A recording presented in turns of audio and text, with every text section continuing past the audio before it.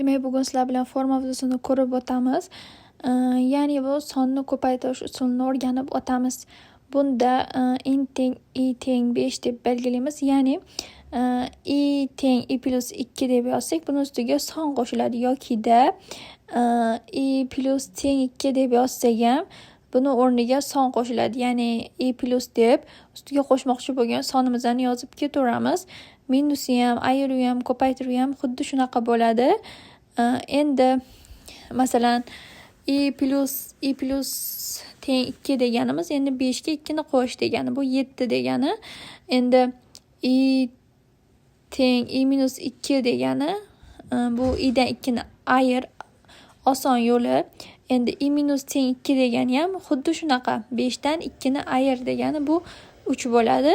Endi i teng i ko'paytiruv 2 degani bu oddiy usuli. I ko'paytiruv teng 2 degani ham 10 bo'ladi. Endi bu bo'luvi ham xuddi shunaqa.